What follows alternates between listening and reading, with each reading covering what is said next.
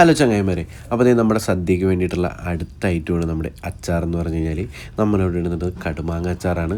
അപ്പോൾ നമ്മുടെ ചാനൽ ആദ്യമായിട്ട് കാണുന്നവരാണെങ്കിൽ സബ്സ്ക്രൈബ് ചെയ്യാൻ വേണ്ടി മറക്കരുത്. Welcome to my channel.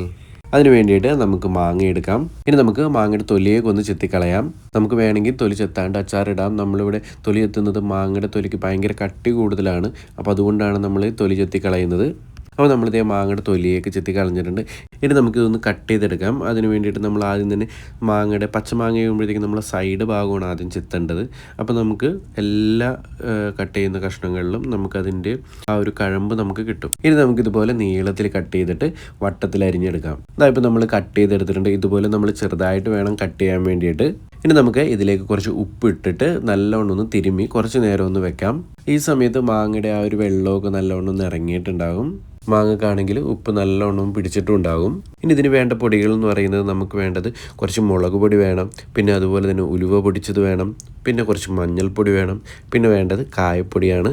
ആദ്യം തന്നെ നമുക്ക് ഈ പൊടികളൊക്കെ ഒന്ന് വറുത്തെടുക്കണം. അതിന് വേണ്ടിയിട്ട് നമുക്കൊരു പാൻ അടുപ്പത്ത് വയ്ക്കാം. അതിലേക്ക് നമ്മൾ നേരത്തെ എടുത്ത് വെച്ചിരിക്കുന്ന മുളക് പൊടിയും മഞ്ഞൾപ്പൊടിയും ഉലുവയുടെ പൊടിയും കുറച്ച് കായപ്പൊടിയും കൂടി ഇട്ട് നല്ലവണ്ണം ഇളക്കി മിക്സ് ചെയ്ത് നമുക്കിതൊന്ന് ജസ്റ്റ് ഒന്ന് വറുത്തെടുക്കാം. നമ്മൾ പൊടി വറുത്തെടുക്കുമ്പോഴത്തേക്കും അത് കരിഞ്ഞു പോകാണ്ടിരിക്കാൻ വേണ്ടി പ്രത്യേകം ശ്രദ്ധിക്കണം. അത് നമ്മളിപ്പോൾ നമ്മുടെ പൊടികളൊക്കെ ഒന്ന് നല്ലോണം ഒന്ന് വറുത്ത് എടുത്തിട്ടുണ്ട്. അതിൻ്റെ കളറൊക്കെ ഒന്ന് മാറിയിട്ടുണ്ട്. ഇനി ഇതിലേക്ക് നമ്മൾ നേരത്തെ ഉപ്പ് പുരട്ടി വെച്ചിരിക്കുന്ന മാങ്ങ കഷ്ണങ്ങൾ നമുക്ക് ഇതിനകത്തോട്ട് ഇട്ട് കൊടുക്കാം.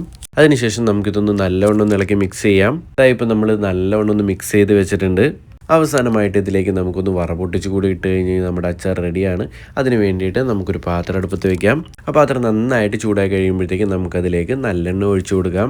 നമ്മൾ അച്ചാർ ഉണ്ടാക്കുമ്പോഴത്തേക്കും നല്ലെണ്ണയിൽ ചെയ്യുമ്പോഴാണ് കുറച്ചും കൂടി ടേസ്റ്റ് കൂടുതൽ ഉണ്ടാവുന്നതും കുറച്ച് നാൾ കൂടുതൽ ഇരിക്കുന്നതും. എണ്ണ നന്നായിട്ട് ചൂടായി കഴിയുമ്പോഴത്തേക്കും നമുക്കതിലേക്ക് കുറച്ച് കടുക് ഇട്ട് കൊടുക്കാം. കടുക് എല്ലാം ഷടപടേ എന്ന് പറഞ്ഞ് പൊട്ടി കഴിയുമ്പോഴത്തേക്കും നമുക്കതിലേക്ക് കുറച്ച് കറിവേപ്പില കൂടെ ചേർത്ത് കൊടുക്കാം. അതിനുശേഷം ജസ്റ്റ് ഒന്ന് ഇളക്കി കൊടുക്കുക. ഇനി നമ്മൾ നേരത്തെ എടുത്ത് വെച്ചിരിക്കുന്നതിലേക്ക് നമ്മളിപ്പോൾ വറപൊട്ടിച്ചതും കൂടി ഒഴിച്ചു കൊടുക്കുക. ഇനി ഇത് നല്ലോണം ഒന്ന് ഇളക്കി മിക്സ് ചെയ്യുക. ഇതാ ഇത്ര ഉള്ള നമ്മുടെ കടുമാങ്ങ അച്ചാർ ഇവിടെ റെഡി ആയിട്ടുണ്ട്. വളരെ ഈസി ആയിട്ട് നമുക്ക് ചെയ്തെടുക്കാൻ പറ്റിയിട്ടുള്ള നമുക്ക് സദ്യക്ക് വേണ്ടിയിട്ടുള്ള ഒരു അച്ചാറാണിത്.